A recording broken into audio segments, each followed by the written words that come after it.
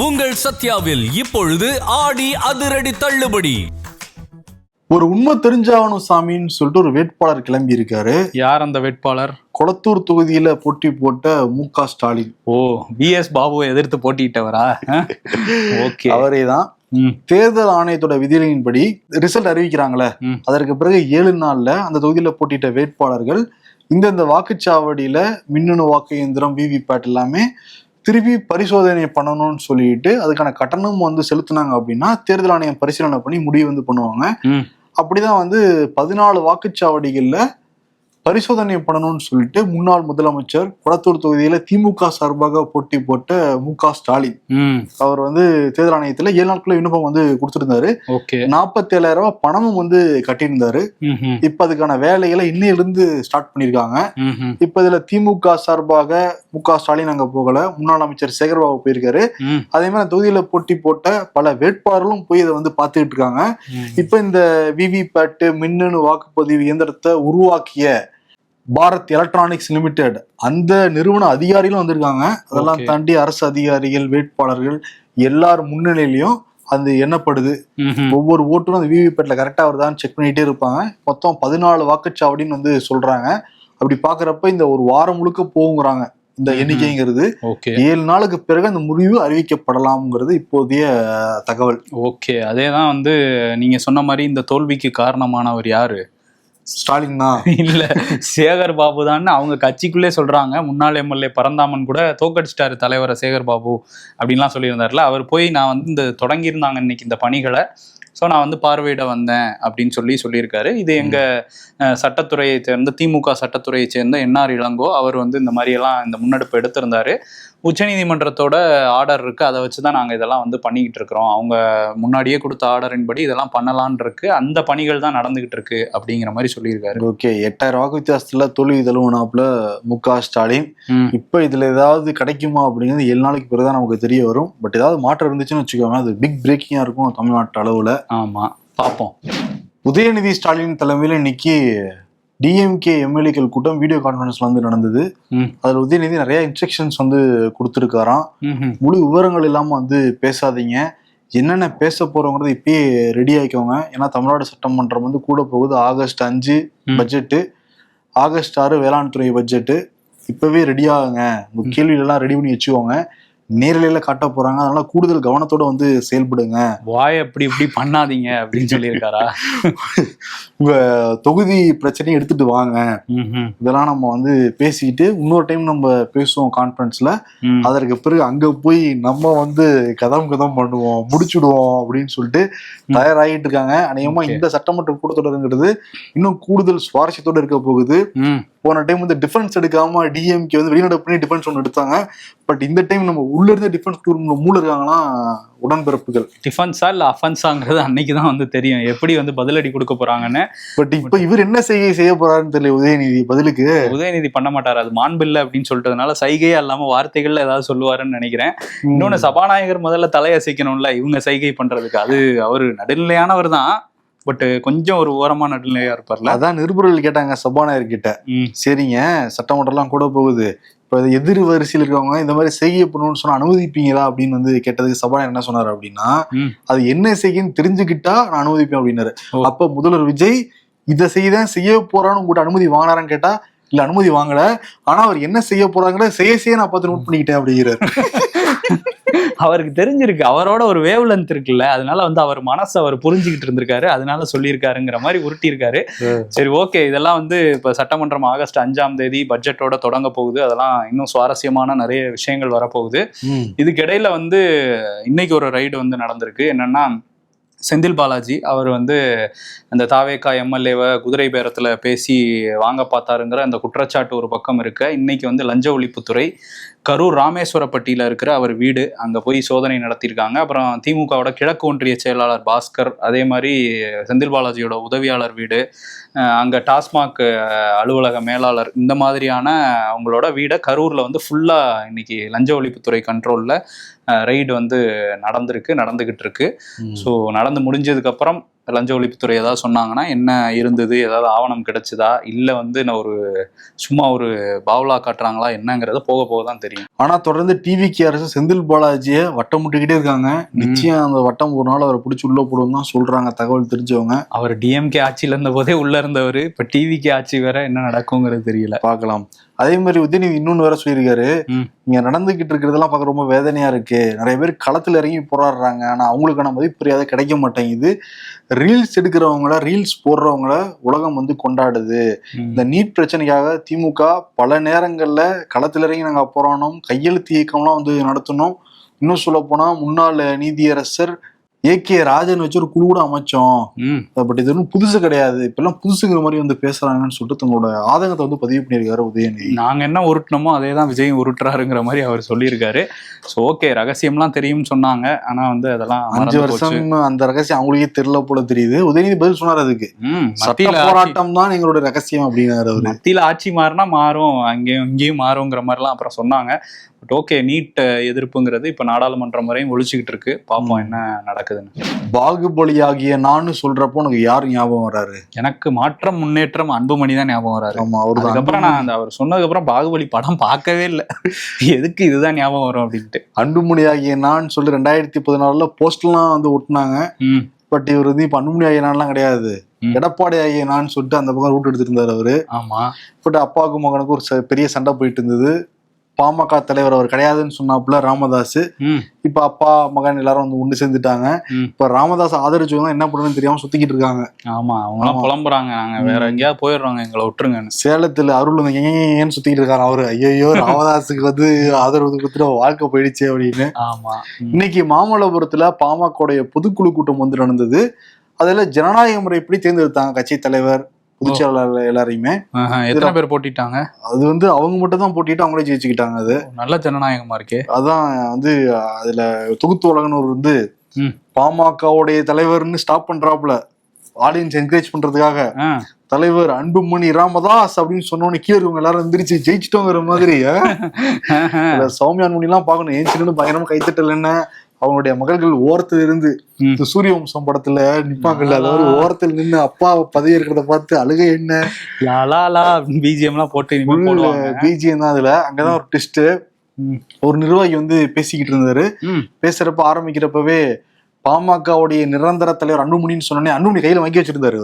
அதான் பாரு, எல்லாத்தையும் வந்து இது பண்ணிட்டு இருக்காரு, ஒரு டைரக்ஷன் கொடுத்துட்டு இருக்காரு எப்படி பேசணுங்கிறது. அதுதான் பார்த்த மேடையில ஒருத்தவங்க பேசிட்டு இருக்காங்க, இங்க வந்துட்டு அப்படிலாம் பேசக்கூடாதுங்கிறது. என்ன சொல்றாரு அப்படின்னா, பாமகவை பொறுத்த வரைக்கும் ஜனநாயகம் இருக்கு, அதனால இந்த கட்சியில யாரும் நிரந்தர தலைவர்லாம் இருக்க முடியாது, வெறும் தலைவர்னு நீங்க சொல்லுங்க, இனிமேல் வரப்போறவங்க யாருமே நிரந்தர தலைவர்னு சொல்லாதீங்கிற இன்ஸ்ட்ரக்ஷன் கொடுத்தாப்புல. அடுத்த சௌமியாவோ இல்ல மகள்கள்ல யாரோ ஒருத்தங்க வருவாங்கிறது சொல்லலையா?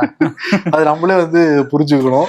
ஆனா பாருங்க, அவர் வந்து ஜனநாயக முறைப்படின்னு சொல்றாரு, ஒரு ஜனநாயக முறை ஒருத்தர் பேசிக்கிட்டு இருக்காரு, ஆனா அவர் தனியா ஒரு மைக்கை வச்சு இன்ஸ்ட்ரக்ஷன் கொடுத்துக்கிட்டு இருக்காரு. அவர் ஒரு தலைவரா, ஒரு பட்டிமன்ற நடுவரா இடையில சில கருத்துக்களை சொல்லதான் செய்வாரு. ஏற்கனவே அவங்க அப்பா பேசிக்கிட்டு இருக்கும் போதே கையில ஒரு மைக் எடுத்து சொல்லி அதை தூக்கி போட்டுதான் பிரச்சனையே ஆச்சு. சோ அதனால மைக் அவருக்கு ரொம்ப பிடிக்கும். முதல்ல நடுவில் உட்காரவ மைக்க புடுங்கணும், ராமதாஸ் கிட்ட இருந்து மைக்க புடுங்கினா கூட கொடுத்துருவாரு, பொட்டியை புடுங்கினா இல்ல அந்த டாக்டரா இருந்தாருல, இது ஸ்டெதஸ்கோப் எல்லாம் வச்சிருப்பாரு, அந்த பொட்டியை சொன்னேன். சரி ஓகே. இது பாமக. இன்னொரு பக்கம் விசிகால வந்து இசை அமுதன் அவர் தான் வந்து தொழிலாளர் பிரிவோட மாநில செயலாளராக இருக்காரு. இவர் யாருன்னா திருமாவளவனோட உடன் பிறந்த சகோதரி மருமகன் தான் வந்து இவர். ஸோ அவர் வந்து நம்ம நிருபர் ஐயனார் ராஜனுக்கு பேட்டிலாம் கொடுத்துருக்காரு. அதில் சில விஷயங்களை சொல்லியிருக்காரு. ஏற்கனவே வந்து மேற்கு வங்கத்தில் மருமகனை வச்சு தான் கட்சி நடத்துனாங்க, வாரிசு அரசியல்னு சொல்கிறாங்க. இங்கே திமுக மதிமுக எல்லாருக்கும் இந்த பிரச்சனை இருக்குது, ஆனால் உங்களுக்கு இப்படி ஒரு பொறுப்பை கொடுத்துருக்காரு, இது வந்து பிரச்சனை ஆகலையா அப்படின்னு கேட்கும்போது அவர் என்ன சொல்கிறாருன்னா, நான் வந்து ரொம்ப காலமாக எங்கள் மாமாவோட இருக்கேன், சின்ன வயசுலேருந்து. நான் கூட போய் மாமா கூட தானே இருக்கணும்ப்பா, சின்ன வயசுல இருந்து. தாய் மாமா சும்மா வாப்பா இல்லை, அது பதில் இல்லை. அவர் என்ன சொல்கிறாருன்னா, போய் கேட்டாராம் முன்னாடியே பதவி கொடுங்கன்னு. நான் வந்து கிரவுண்ட்ல இருந்து வந்திருக்கேன், நீ ஏதாவது வேலை செஞ்சு வந்து பணி ப்ரூவ் பண்ணி காட்டு, மாமா உனக்கு வந்து பதவி கொடுக்குறேன்னு திருமாவளவன் சொல்லியிருக்காரு. சொன்னதுனால இவரும் வந்து அந்த தொழிலாளர் பிரிவுல நிறைய வேலைகள் பார்த்ததுனாலதான் இந்த பதவி வந்துச்சு. அதனால எங்களுக்கு இன்னொன்னு நாங்க விசிகாங்கிறதே ஒரு குடும்பம், யாருக்கு பதவி கொடுத்தாலும் குடும்பத்துல கொடுத்த மாதிரி தான் ஒண்ணு மையமா ஒண்ணு உருட்டிட்டு பதில் சொல்லியிருக்காரு. இன்னொரு பக்கம் வந்து இசையமுதன் கிட்ட கேட்கப்பட்ட கேள்வி வந்து சோஃபா மாடல்ங்கிற ஒரு விஷயம் வருது, உங்க ஆபீஸ்க்கும் சோஃபாலாம் வந்துச்சாமே, இதை பத்தி என்ன நினைக்கிறீங்கன்னு கேட்கும்போது அவர் என்ன சொல்லியிருக்காருன்னா, அந்த சோஃபா அப்படிங்கிறது வந்து பேசுனாங்க. பட் எங்க நாங்க பேசுனாங்களா? இல்ல பேசுனாங்கன்னா அது இல்ல, நிறைய பேர் விமர்சனம் வச்சாங்க. அது வந்து இந்த சேர் தான் இருக்கு. நாங்க வந்து ஏழை கட்சி, எங்க அலுவலகத்துல பிளாஸ்டிக் சேர் தான் எல்லா பக்கமும் இருக்கும். ஒரு உச்ச நடிகரா இருந்தவர், பல வசதிகளையும் பார்த்தவர் வந்து முதலமைச்சராக இருக்காரு. ஒரு வரலாற்று வெற்றியை பதிவு பண்ணிட்டு எங்க அலுவலகத்துக்கு வராரு. அப்படிங்கும்போது அவர் சேர்ல எல்லாம் உட்கார வைக்க வேணாம், ஒரு சோஃபா இருந்தா நல்லா இருக்குமே நாங்க பேசிட்டு இருந்தப்போ, அது வாங்க கூட எங்க கிட்ட யாருக்கிட்டையும் நிதி இல்லை. அப்போ வந்து இஸ்லாமிய அமைப்பை சேர்ந்த எங்க சார்பு அணியை சேர்ந்த ஒரு வட்ட செயலாளர் தான் அவர் காசுல வாங்கி கொடுத்தாரு, இதுதான் நடந்தது அப்படின்னு சோஃபாவுக்கு ஒரு பின் கதை வந்து சொல்லியிருக்காரு. குட் ஸ்டோரியா இருக்குல்ல, நல்ல கதை சொல்றாங்கல்ல விசிகவினர். ஆமா சொல்லியிருக்காங்க. சோஃபா வாங்க காசு இல்லையா, சோஃபா வாங்க காசு இல்லையா, சோஃபா வாங்க காசு இல்லை அப்படிங்கிறது மட்டும் தான். இதே திருமணம் வந்து ஒரு மேடையில வந்து பேசுறப்ப, நான் சாப்பிடுறது 2 இட்லி ஒரு வடையில தான் சாப்பிடுவேன், ஆனா என் கூட ஒரு தோழர்களுக்கும் நான் சேர்த்து தான் பில் வந்து கொடுப்பேன், அது தப்பாலாம் அவர் சொல்லல, வாங்கி கொடுக்க சந்தோஷமா தான் சொல்றாரு. ஒவ்வொரு டைம் பில் கட்டுறப்ப பாத்தீங்கன்னா ஒரு வேலைக்கே 12,000 13,000 கட்டுறேன் அப்படின்னு. இவ்வளவு கட்டுறவங்க ஒரு வேலைக்கே இவ்வளவு தூரம் காசு கொடுக்குறவங்க, சாப்பாட்டுங்கிறவங்க, ஒரு சோஃபாங்க கூட காசு இல்ல பாத்தியா. சோஃபா வாங்கலாம் காசு இல்ல, சாப்பாடு வாங்க இருந்திருக்கு, அதுதானே முக்கியம். உட்கார்றது கீழே கூட உட்காந்துக்கலாம் நினைச்சிருப்பாங்க. கீழே உட்காந்து சாப்பிடலாம், சோஃபால உட்காந்து சாப்பிடுற டைனிங் டேபிள் முக்கியம். ஆமா, அது முதல்வருக்காக வாங்கியிருக்காங்க போல, அப்ப விஜய் வரப்ப வாங்கினதுன்னு சொல்றாங்க. சரி நம்புவோம் நம்ம.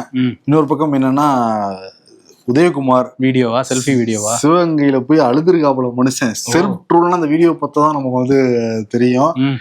நம்ம வந்து எடப்பாடியார் எல்லா பக்கமும் சுத்தி சுத்தி வந்தாப்புல, நானும் தொகுதி முழுக்க சுத்தி சுத்தி வந்தேன், ஒவ்வொரு ஏரியாக போன் அடிச்சேன், எப்படிப்பா இருக்கு அப்படின்னு நான் கேட்டேன். சூப்பர்னேன்னா ஒருத்தன், இன்னொருத்தன் டாப்னேன்னா, இன்னொருத்தன் பிச்சுக்கிட்டு போயிடுனேன்னா. எந்த கட்சியில கேட்டாராம்? அவரு அதிமுக தான் கேட்டிருக்காரு அவரு. இல்லையே, இன்னொருத்தர் கேட்டப்பா அண்ணே கீபிட்ட இதே மாதிரி வேலை செய்யலாம் சொன்னாங்க. ஓகேப்பா நமக்குதான் வரப்போகுது போல இருக்கு, எடப்பாடி அடுத்து நம்ம தான் இருக்கும், நம்ம ஆட்சியை பிடிக்க போறோம், டேட்டா உட்கார போறோம் நம்ம நினைச்சுக்கிட்டு இருந்தோம். துணை முதல்வர் ஆயிரும் அப்படின்னு நினைச்சிருக்காரு. ஓட்டு என்ன ஆரம்பிக்கிறாங்க விசில் வந்துகிட்டே இருக்கு. ஒரு இடத்துல நான் கேட்டேன், எலெக்ஷனுக்கு முன்னாடி 1000 ஓட்டு இருக்கு, எவ்வளவு ஓட்டு நமக்கு வரும், 1000 ஓட்டு நமக்கு வரும் அப்படின்னு. அவன் கடைசியில பார்த்தா 100 ஓட்டு கூட பெருசா வரவே இல்லை. எல்லாம் பக்கத்துல இருந்தவன்ட்ட கேட்டேன், எப்ப நம்ம தான் போறப்ப கூட்டம் வந்துச்சு, ஆராய்ச்சி எல்லாம் எடுத்தாங்க, அதெல்லாம் கொடுத்து அனுப்புறதானே, இதெல்லாம் ஆராய்ச்சி எடுத்தாங்க, பொதுக்குழு கூட்டம் போட்டோம், திண்ணை கூட்டம் போட்டோம், எல்லாமே ஆளுந்தாங்களே, அப்புறம் எப்படிப்பா இப்படி வந்துச்சுன்னு நான் வந்து ஒருத்தட்ட கேட்டேன். அவர் தான் சொன்னாப்புல, அண்ணே நம்மகிட்ட எடுத்தாங்க, ஆனா வீட்டுக்குள்ள போய் உள்ள உட்காந்து ஃபுல்லா ரீல்ஸ பாத்துட்டு இருந்திருக்காங்க, விஜய் ரீல்ஸ் அப்படின்னு சொல்லியிருக்காங்க அப்படின்னு சொல்றாரு. இப்போ ஒண்ணேதான் எனக்கு புரியுது, நம்ம பேசுறதெல்லாம் ஸ்பீச், அவரு பேசுறதா ரீச்ன்னு சொல்லிட்டு பஞ்ச் டயலாக் வந்து எடுத்து விட்டுருக்காரு விஜய்க்காக. பட் கூடிய சீக்கிரத்துல பனையூருக்கு போயிருவாரோ இப்படிலாம் பேசி. அவர் எடப்பாடி விசுவாசியா தான் இருக்காரு, செல்ஃப் ட்ரோல் பண்ணிக்கிறாரு. அதிமுகவையும் சரி அவரையும் சரி செல்ஃப் ட்ரோல் வந்து பண்ணிக்கிறாரு. ஆமா, தொகுதியா சொல்லியிருக்காரு. சோழ வந்தான் ஆடி போச்சு, உசிலம்பட்டிலாம் நம்மள நெருங்க முடியாதுன்னு அவரை ஏமாத்திருக்காங்க. அவர் எடப்பாடிக்கு போன போட்டு இதை சொல்லியிருப்பாரு. அவ்வளவுதானே எடப்பாடி ரொம்ப நம்பிக்கையா நம்ம தான் அடுத்த முதல்வர் நம்பிட்டு இருந்தாரு. பட் எதிர்கட்சி தலைவர் பதவி கூட பறி போயிடுச்சு. அந்த வீடியோ பார்த்து நான் வயிறு கூட சிரிச்சேன். செல்ஃப் சட்டையர்னா அதான் செல்ஃப் சட்டையர் உதயகுமார் பேசினது, பில்டப் கொடுத்திருந்தாரு. சரி ஓகே, இன்னொரு பக்கம் சிவி சண்முகம் இருக்காருல்ல, அவர் ஒண்ணு பேசியிருக்காரு. இப்ப எடப்பாடி இது அழகா, இது அவங்க வீட்டுல எல்லாம் பெண்கள் இல்லையா அப்படின்னு கோவமா பேசுறாரு. நான் விழுப்புரம் மாவட்ட அதிமுகவை சேர்ந்த பெண்கள், அவரோட ஆதரவாளர்கள் நினைக்கிறேன், அவங்க எல்லாம் கொச்சையா பதிவு போடுறாங்களாம் அதிமுகவை, எடப்பாடி அணியை சேர்ந்தவங்கலாம். ஸோ எடப்பாடி இதை பார்த்து ரசிச்சுக்கிட்டு இருக்காரு. அம்மா இருந்தப்ப இப்படி எல்லாம் பண்ண முடியுமா, பெண்களை பேச முடியுமான்னு கொந்தளிக்கிறாரு. முதலமைச்சர் விஜய் என்ன பண்ணிருக்காரு, சிங்கப்பெண் சிறப்பு படையெல்லாம் போட்டிருக்காரு. ஆனா விழுப்புரத்துல பாருங்க, பெண்களுக்கு இப்படி நடந்துகிட்டு இருக்கு, முதலமைச்சர் நல்லது பண்ணணும்னு நினைச்சாலும் காவல்துறை மோசமா இருக்கு அப்படின்னு சொல்லியிருக்காரு. இங்க போய் ஜாயின் பண்ண வேண்டியதானே, எதுக்கு சுத்திக்கிட்டு. அதானே, அவரே நீக்குவோன்னு பாக்குறாரு, எடப்பாடியே நீக்கினா போவோன்னு பாக்குறாரு. இன்னைக்கு முதலமைச்சர் விஜய் வந்து டிஎன்பிஎஸ்சி தேர்வாகி அரசு பணி பெற்ற ஒரு 126 பேருக்கு வந்து அரசு பணி நியமன ஆணைகளை வந்து வழங்கியிருந்தாரு. அதை முடிச்சுட்டு அப்படியே மெட்ரோ ஆய்வு பண்றதுக்காக இப்போ நம்ம பேசிட்டு இருக்க டைம்ல வந்து அதெல்லாம் நடந்துகிட்டு இருக்கு. மெட்ரோ ஓமந்தூரார் அந்த தோட்டம் மெட்ரோ ஸ்டேஷன்ல இருந்து நந்தனம் வரை மெட்ரோல வந்து, அதுக்கப்புறம் நந்தனம்ல உள்ள அந்த மெட்ரோட ஹெட் குவார்ட்டர்ஸ்ல அதிகாரிகளோட ஆலோசனை நடத்தியிருக்காரு. இது எது தொடர்பான ஆலோசனைனா, அந்த பூந்தமல்லி ரூட் இன்னும் ஓப்பன் ஆகாம இருக்கு, கத்திப்பாரால இருந்து அந்த பக்கம் ஆலந்தூர்ல இருந்து பூந்தமல்லி போறது. இங்க ஆலோசனை முடிஞ்சதுக்கு அப்புறம் அந்த பணிகள் எப்படி நடக்குது அப்படிங்கிறதையும் போய் ஆய்வு பண்ண போறாரு. பச்சைக்கொடி வச்சுட்டு கேட்கணும், பச்சைக்கொடி வச்சுக்க பிரதமர் மோடி. ஆமா, ஆனா இந்த பணிகள் முடிஞ்சிருச்சு. இது இவர் தான் பச்சை கொடி காட்டுவாருன்னு நினைக்கிறேன். ஏன்னா வந்து மெட்ரோங்கிறது இந்த ஷேரிங்ல நடக்குது, அதுவும் தமிழ்நாடு கவர்மெண்டோட ஃபண்ட் அதிகமா இருக்குதா சொல்றதுனால நான் தான் பச்சை கொடி காட்டுவேங்கிறதுக்காக வெயிட் பண்ணிக்கிட்டு இருக்காருன்னு நினைக்கிறேன். சோ எப்ப நான் காட்டலான்னு கேட்கறதுக்கு தான் ஆய்வுக்கு போயிருக்காரு. ஆமா, அப்பப்ப ஆய்வு எல்லாம் பண்ணிருக்காரு. நேற்று கோயம்பேடு போய் ஆய்வு வந்து பண்ணியிருந்தாரு. ஆமா, அதெல்லாம் பண்ணியிருக்கிறாரு. இன்னொரு பக்கம் அந்த மேகதாது விவகாரம் இருக்குல்ல, அது தொடர்பா வந்து DK சிவகுமாரோட தொலைபேசியில பேசியிருக்கிறாரு முதலமைச்சர் விஜய். அதுக்கு வந்து DK சிவகுமார் இப்ப என்ன சொல்றாருன்னா, பேசினாரு என் கூட, ஆனா நாங்க தண்ணீர் தர முடியாது அப்படிங்கிறத திரும்பவும் சொல்லியிருக்காரு. ஏன்னா வந்து பார்க்க சொல்லியிருக்கேன் நான், காவிரி படுகை, இந்த மேகதாது அணை, இதெல்லாம் வந்து நாங்க ஏன் சொல்றோம்னா இங்க தண்ணி இல்லை, வந்து பாருங்க அப்படின்னு சொல்லியிருக்கேன் அப்படிங்கிற மாதிரி அவர் சொல்லியிருக்காரு. இவர் அதுக்கு என்ன பதில் சொல்லுவாருங்கிறது நமக்கு தெரியாது. ஸ்கிரிப்ட் ரைட் எழுதி கொடுத்தோன்னே சொல்லுவாரு, பார்ப்போம். இன்னொரு பக்கம் வந்து இந்த அரசு பேருந்துகள் எல்லாமே ஒரு வழிமுறையை பின்பற்றணும்னு சொல்லிட்டு பொதுமக்களுக்கு அறிவிப்பு வந்து வெளியிட்டிருக்காங்க. நிறைய பேர் போன்ல வந்து லவுட் ஸ்பீக்கர் வச்சுட்டு பாட்டு கேட்பாங்க, லவுட் ஸ்பீக்கர்ல வந்து பேசுவாங்க. பல பயணிகளுக்கு தொந்தரவு அமையும், சொல்லவும் முடியாது, ஏதாவது திருப்பி திட்டி விடுவானோ இல்லை அடிச்சு விடுவானோ அப்படின்னு. பல பேர் மென்னு முழுங்கிட்டு அந்த பயணத்தை வந்து மேற்கொள்வாங்க. இப்ப ஸ்ட்ரிக்டா உத்தரவு வந்து போட்டிருக்காங்க, இந்த மாதிரிலாம் பண்ணக்கூடாது அப்படின்னு சொல்லியிருக்காங்க. நல்ல விஷயம் அது. நீங்க பாட்டு கேட்கணும்னா ஹெட்ஃபோனை போட்டு பாட்டு கேட்டுக்கோங்க, இயர்ஃபோனை போட்டுக்கங்கிறாங்க. ஏற்கனவே மெட்ரோல இருக்கு. பட் அப்பயும் சில பேர் வந்து சவுண்டா வச்சு கேட்டுக்கிட்டு தான் இருக்கிறாங்க. அவங்களுக்கு ஏதாவது கம்ப்ளைண்ட் பண்ணா ஃபைன் போடுவாங்க. 2000 ரூபாய் ஃபைன் இருக்கு மெட்ரோல. அப்பப்ப அறிவிப்பு கூட வருது, அந்த ஒலிபெருக்கி பொறியை காதில் வைத்து கேளுங்கள்னு. பட் ஒலிபெருக்கி பொறினா என்னன்னு தெரியாம கேட்டுக்கிட்டு இருக்கிறாங்கன்னு நினைக்கிறேன். சரி, ஓகே. ஆனா வந்து அது ஒரு நாகரிகமா இருக்காது, ஒரு பொது இடத்துல வந்து இவ்வளவு சத்தமா வச்சு கேட்கறது. அது வந்து இன்னும் நம்ம எல்லாரும் அதுல இருந்து மாறி வரணும்.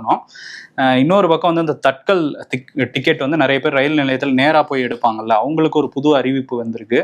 ஆகஸ்ட் 1ஆம் தேதியில இருந்து இந்த தட்கல் டிக்கெட், இதுக்கு முன்னாடி எப்படின்னா கியூல நீண்ட வரிசையில் நின்று எடுக்கிற மாதிரி இருந்தது. ஆகஸ்ட் 1ஆம் தேதியில இருந்து டோக்கன் கொடுப்பாங்க அப்படின்னு சொல்றாங்க. இந்த ஏசி பெட்டிகள்ல உள்ள தட்கலுக்கு ஒரு 10 டோக்கனும், இதுல வந்து ஒரு 15 டோக்கன், ஏசி இல்லாத பெட்டிகளுக்கு ஒரு 15 டோக்கனும் ஒரு முதற்கட்டமா கொடுக்க போறாங்களாம். ஸோ அந்த டோக்கனை காலையில 8 மணிக்கு மேல போய் அங்க வாங்கிக்கலாம் அப்படின்றாங்க. அந்த டோக்கனை வாங்குறவங்களுக்கு இந்த கியூல எல்லாம் நிக்க வேணாம், அந்த 10 டோக்கன் ஃபர்ஸ்ட் யாரு வாங்குறாங்களோ அவங்களுக்கு முன்னுரிமை இருக்கும், அவங்க போலாங்கிற மாதிரி ஒரு நடைமுறை வந்து. டோக்கன் கிடைக்கும், டிக்கெட் கிடைக்குமா? அது டவுட் தான். நீங்க போய் 10 பேர் முன்னாடி டோக்கன் வாங்கிட்டு கொண்டு போய் நீட்டா கொடுப்பாங்களா இருக்கும்? டோக்கன் வாங்குறது ஒரு டைம் போகணும், டிக்கெட் வாங்குற டைம் போகணும், எவ்வளவு கஷ்டமா இருக்கு. அதான் டோக்கன் வாங்கிட்டு நம்ம அங்கேயே உட்காந்துக்க வேண்டியதான் 8:30ல இருந்து. அதெல்லாம் தற்கால் கிடைக்காதுங்கிறதுனாலதான் 2000 3000 ஆனாலும் பரவாயில்லன்னு ஆம்னி பஸ்ல போறது. நம்ம இந்தியால பல எக்ஸாம் பேப்பர், பல கொஸ்டின் பேப்பர் லீக் ஆகிட்டே இருக்கு, தடுக்கவே முடியல. தடுக்கிறதுக்கு சட்டத்தை ரொம்ப கடுமையாக்கணும்லாம் சொன்னாங்க. அதனால ஆன்டி பேப்பர் லீக் பில்ல இன்னைக்கு லோக்சபால நிறைவேற்றிருக்கு மத்திய அரசு. விவாதங்கள்லாம் தொடர்ந்து 2-3 நாள் நடந்துகிட்டே தான் வந்து இருந்தது. அதுல பிரியங்கா காந்தி வந்து பேசுறப்ப, பிரதமர் மோடிக்கு யார்தான் ஆலோசனை சொல்லிக்கிட்டு இருக்கா? ஒரு IB தலைவர், ஒரு IT தலைவர், ஒரு கோமிய நிபுணர் அப்படின்னு வந்து சொன்னாரு. கோமிய நிபுணர் யாருன்னு நம்ம பார்த்தோம்னா, இங்க தமிழ்நாட்டை சேர்ந்த காமகோடி, IIT தலைவர். ஏன் அவங்க கோமிய நிபுணர்னு சொன்னாங்க அப்படின்னா, 2015ஆம் ஆண்டு அவர் என்ன சொல்லியிருந்தாருன்னா, கோமியத்துல நிறைய ஆன்டி பாக்டீரியா எல்லாமே இருக்கு, கோமியம் குடிச்சா நல்லதுங்கிற மாதிரி சொல்லியிருந்தாரு. அதை வச்சுதான் பிரியங்கா காந்தி நாடாளுமன்றத்திலேயே கோமிய நிபுணர்னு சொன்ன உடனே அனுராக் தாக்கூர் கொந்தளிச்சுட்டாப்புல. அவரு உங்களை சொல்லலைங்க, எங்க கொந்தளிக்கிறீங்க? அவருக்கு தெரியுது யார சொன்னாங்க அப்படின்னு. அவர் வாங்கின பட்டங்கள் உங்களுக்கு தெரியுமா? உங்க குடும்பத்துல மொத்தம் வாங்கின பட்டங்களை கூட அடுக்குனா கூட அவருடைய பட்டங்களுக்கு நிகராகாதுன்னு சொல்லிட்டு நேரு வரைக்கும் இழுத்துட்டாரு. அவருமே இத்தனை பட்டம் வாங்கி என்ன பிரயோஜனம்? கோமயம் குடிச்சா உடல்ல போய் என்னென்ன பண்ணுன்னு டாக்டர்ஸ்ட கேட்டா தெரியும், இவர் பாட்டு அடிச்சு விட்டுருக்காரு. அப்ப பட் அனுராக் தாக்கூர் என்ன சொல்றாரு, IIT தலைமை பதவியில் இருக்கிறவரு, பல டிகிரி வச்சிருக்காரு, அவருக்கு தெரியாதான் உங்களுக்கு வந்து தெரிய போகுது. அதை கேட்டுட்டா இவர் கோமயம் குடிச்சாரா? இதெல்லாம் இது ஒரு காரசாரமான விவாதமா வந்து போச்சு. இன்னைக்கு ராகுல் காந்தி இந்த நீட்டை பத்தி பேசுறப்ப அவையில வந்து மோடியும் கிடையாது, அமித்ஷா வந்து கிடையாது. ஏன் அமித்ஷாக்கு தைரியம் இல்லையா வரத்துங்களோட கேள்வி கேட்டாப்புல ராகுல் காந்தியை பேசவே விடல, கத்திட்டே இருந்தாங்க. ராகுல் காந்தி தான் சொல்றாரு, நீ ஏன் பேச விட மாட்டேங்கிறீங்க அப்படின்னு. பேசி நீங்க ஸ்கோர் பண்ணிட்டீங்களாங்கிற மாதிரி எதிரில இருந்து சத்தம் வந்துகிட்டே இருந்தது. அவர் சில விஷயங்கள், ஒரு மாணவரோட, ஒரு யங்ஸ்டரோட நான் வந்து பேசினேன், அவங்க வந்து அந்த கல்வி பத்தி நிறைய விஷயங்கள் சொன்னாங்கன்னு நிறைய அந்த கான்வர்சேஷன் பத்தி பேசினாரு.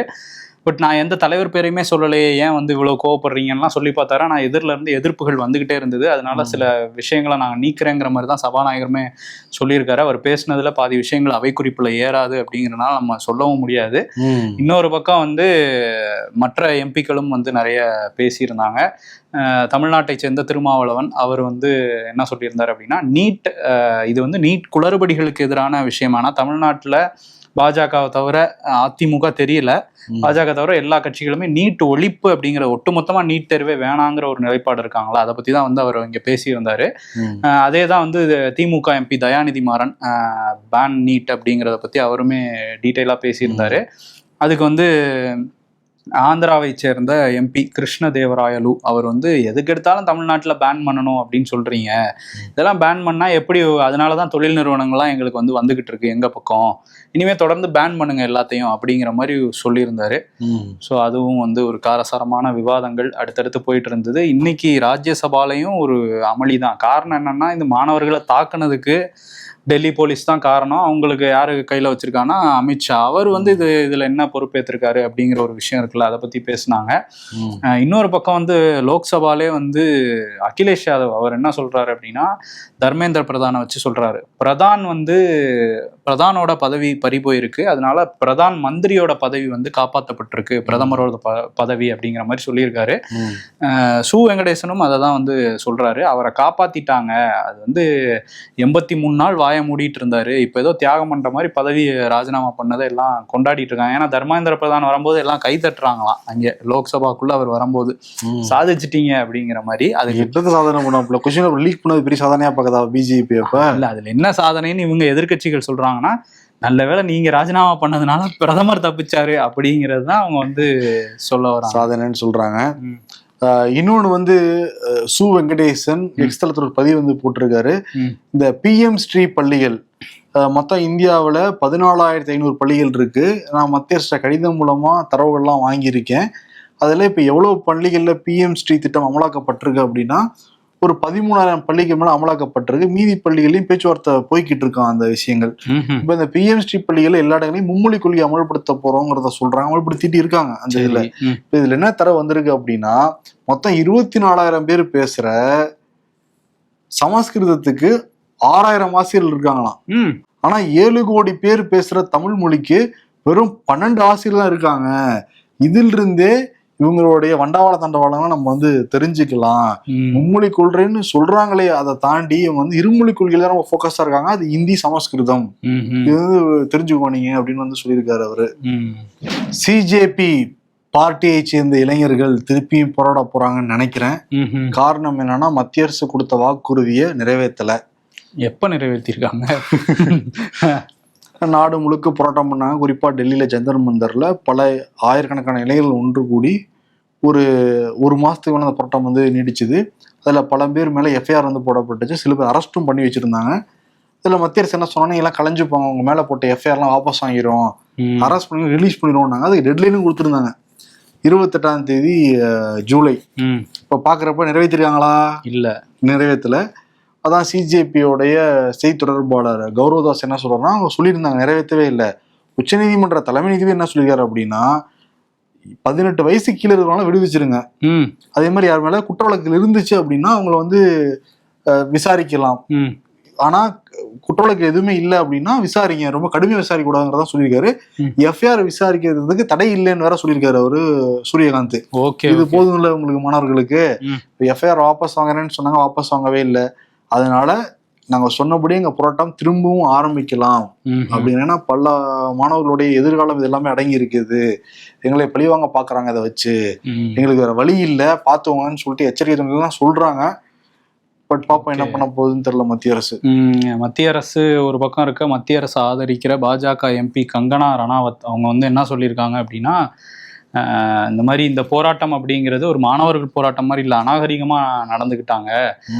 75 வயதான பிரதமர் மோடியை காயப்படுத்துற மாதிரி பேசுறாங்க, அதே மாதிரி அவங்க தாயை இழிவு பண்ற மாதிரி பேசுறாங்க. ஸோ இதெல்லாம் மோசமான ஒரு போராட்டம், இது வந்து ஒரு சாக்கடை தலைமுறை, இது ஜென்சி அப்படிங்கிறது, வாந்தி எடுக்கிற உணர்வு தான் வருது இந்த போராட்டத்தை பார்க்கும்போது அப்படின்னு சொல்லியிருக்காங்க. இந்த ஸ்டேட்மெண்ட் இருப்ப நமக்கு தான் அப்படி வருது, வாந்தி எடுக்க வருது. ஏற்கனவே வாங்கினாரா பத்தலையா அப்படிங்கிற மாதிரி தான் மாணவர்கள்லாம் பாக்குறாங்க. ஏன்னா விவசாயிகள் போராட்டத்தை இப்படி பேசிதான் ஒன்று வாங்கினாங்க. சரி, ஓகே, அவங்க அதாவது வன்முறையை யாரும் கையில் எடுக்கக்கூடாது, அந்த அறையெல்லாம் வந்து நம்ம சொல்லலை. பட் விமர்சனம் அப்படிங்கிறது எவ்வளோ மோசமாக வைக்கிறாங்கிறது தான் நம்ம இதில் வந்து எடுத்து சொல்கிறோம். இதே மாதிரி இந்த டெல்லி மாணவர்கள் போராட்டத்தை பற்றி ஒரு தொகுப்பாளினி மலையாளத்தில் நிறைய ட்ரெண்ட் ஆகும் இவங்களோட வீடியோஸ், நிறைய சினிமா பிரபலங்களை வந்து பேட்டிலாம் எடுப்பாங்க. பேர்லே மானே அப்படிங்கிற அந்த அந்த தொகுப்பாளர் இதான் பேரு, கரெக்டாக தான் சொல்றேன்னு நினைக்கிறேன். அவங்க வந்து என்னன்னா அவங்க ஒரு பதிவு போட்டிருக்காங்க, இந்த மாதிரி டெல்லியில ப்ரொட்டஸ்ட் பண்றவங்கலாம் காயம் அடைஞ்சிடாதீங்க, ரொம்ப பத்திரமா இருக்கணும், உயிர் எதையோடையும் மேல் கிடையாது. ஸோ அதனால வந்து நீங்க ஒரு பிரச்சனை வருதுன்னா அங்கிருந்து கலைஞ்சு போயிடுங்க. ஆனா அந்த போராட்டம் அப்படிங்கிறது அந்த போராட்ட குரல்ங்கிறது அப்படியே தான் இருக்கணும் அப்படிங்கிற மாதிரி. என்னப்பா அது, குரலும் ஒழிக்கணுமா கலைஞ்சும் போயிடணுமா, கன்ஃபியூஸா இருக்கே. இந்த மாதிரி அவங்க சொன்னதுக்கு தான் சிபி மலையிலன்ட்டு ஒரு மூத்த டைரக்டர் இருக்காரு, அவர் வந்து ஒரு விமர்சன பதிவு போட்டிருக்காரு.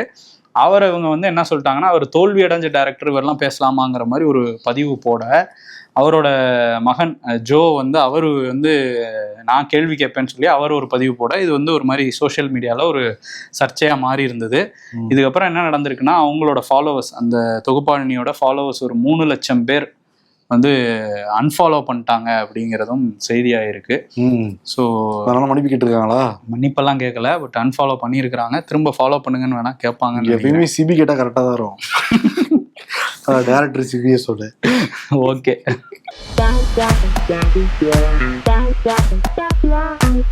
காட், இவனுக்குன்னு நான் ஒரு கஷ்டத்தை பார்த்து செஞ்சேன், ஆனா இவன் என்னடானா 10 ரூபாயை உண்டியல்ல போட்டு எல்லா கஷ்டத்தையும் தீர்த்து வைன்னு வந்து நிக்கிறான். எவ்வளவு மண்டகனா இருக்கணுங்கிறாங்க. கடவுள் ஆக்சுவலி காசு எதிர்பார்க்க மாட்டாரு. தினமும் 2 பாதாம் பருப்பு ஊற வச்சு சாப்பிடுங்க, ஞாபக சக்தி வரும். நான் மறந்ததே ஊற வச்ச பாதாம் பருப்பை சாப்பிடதான்டா.